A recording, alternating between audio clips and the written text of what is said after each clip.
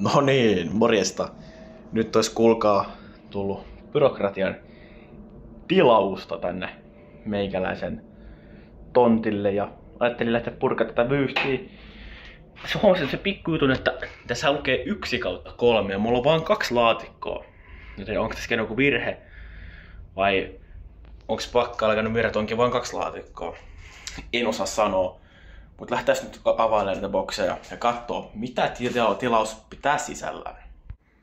No niin, nyt saatiin paketti auki. Lähdetään purkaa ekaa laatikkoa tuossa.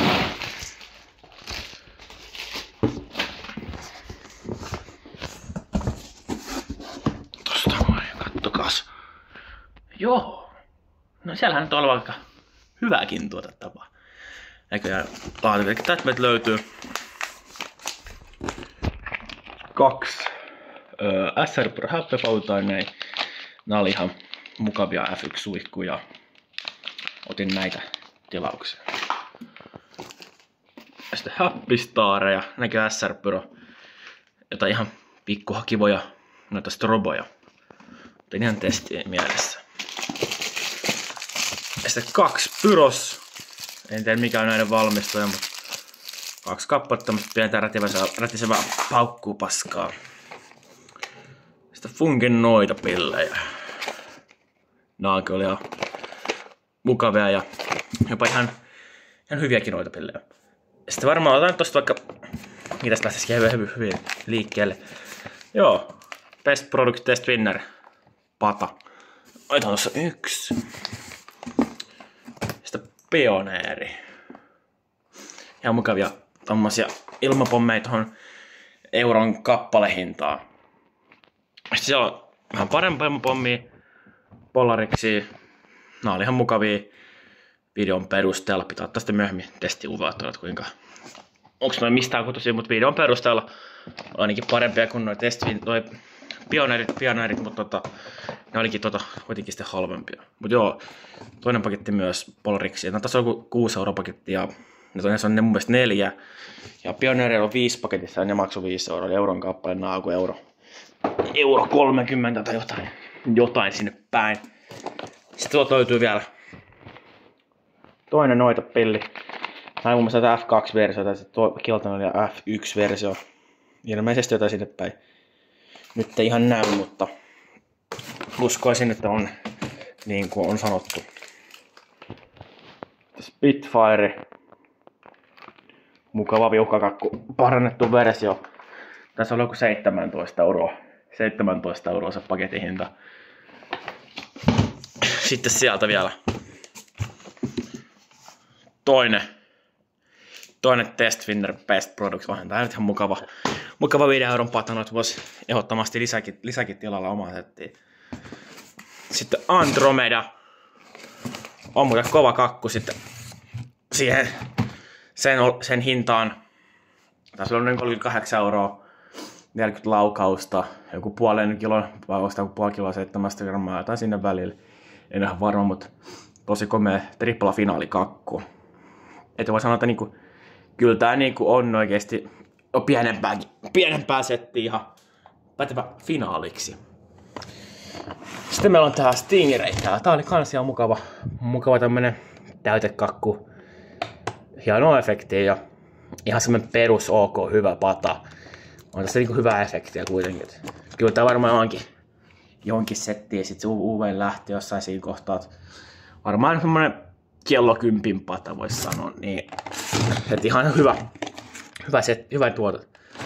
Lähtäis purkaa tätä seuraavaa laatikkoa nyt. No niin, nyt ollaan täällä toisen laatikon kimpussa ja lähdetään tosta sit availee ja vähän kattoo minkä näköistä settiä tässä on sitten. Täällä sitten on. Joo. Näköjään Zenan Airispinnerejä. Nää on ihan mukavia tämmösiä pikkuperhosia. Hetkonen. Paketti on auki. Se on käynyt joku pakkaa käynyt pöllimässä yhden vittuun. Joo, vitsi oli. Sitten näitä Uutus Apollo perhosia. Nää oli kyllä mukavia perhosia. Siitä kolme kertaa lähtee ja näissä on ihan mukavasti pyromassaakin ilmeisesti 18 grammaa vissiin kappale. Vai onko tässä paketissa 18 grammaa 4,5 paketissa? Nää oli ehdottomasti mukavia P1, no ei P1, vaan mukavia tommosia isomman spinnereitä. Sitten testwinneripatoja. Yksi kappale vielä lisää. Ja toinen, eli näitä on nyt tästä yhteensä tässä tilauksessa neljä kappaletta. Mitä sitten täältä löytyy? Salutea. Tää on Zenan uutta Salutea. En tiedä onko tää uusi, mutta ainakin uusi Gratialle. Tää on ihan pätevä oloinen pikku Salute. Kyllähän toi menettelee vaikka ihan aloituksessa. Se Frostbandi Argentolta. Tää oli hieno pata. Siellä on hieno se miina ja sitten hieno OK-efekti. Otin nyt tolleen testiin tuossa. Onks täällä muuta? Ei oo. No, mä varmaan teen tästä pikku muuri tästä tilauksesta ja voidaan sitten vähän katsoa, kuinka hyvä muori tuli tästä tilauksesta. Joo, no kyllähän siinä on ihan mukavaa settiä nyt tälleen lokakuun viimeiselle päivälle. Että kyllähän tässä niinku on hyvä pata, esimerkiksi Andromedan on hyvä pata ja Testwinnerit varsinkin ihan hyvä pata. On ihan hyvä aloitus tälle vuoden setille. Tai totta kai mullahan nyt on se sesongin tuotteet, niin 3 kepperakettipusseja ja sitten se Fantasia, jotain pikku P1-sälää. Tämä tilaus olikin vähän tämmöinen pieni minitilaus. Tämä maksoi noin 170, jotain sinne päin. Että tämmöinen ihan ok keskiluokkainen mini-täydennystilaus. Viime julkkareissa tein vähän lisää tilausta. Niistä nähdään sitten videota vasta 27. joulukuuta UV-sten esittelyssä, koska piti sesonkin se setti, ettei rajoitukset pauku, koska ei ole mitään erillistä varastoa, mikä on ainakaan niin kuin, joka pitäisi kosteuden ja näin. Mutta nyt on ainakin lähes 5 kiloa täynnä.